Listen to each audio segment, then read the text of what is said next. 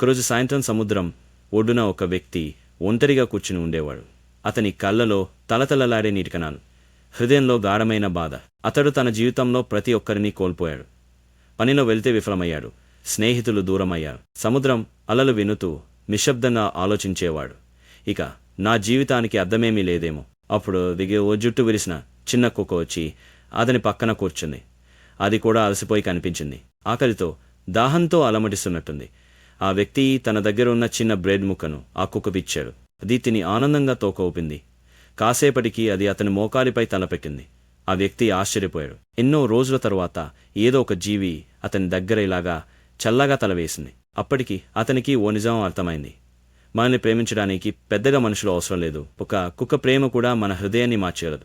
అలా రోజు సాయంత్రం అతడు కుక్కతో కలిసి సముద్రం ఒడ్డున కూర్చుండేవాడు. జీవితాన్ని కొత్తగా చూస్తూ మళ్ళీ ఆశతో బ్రతకడం ప్రారంభించాడు.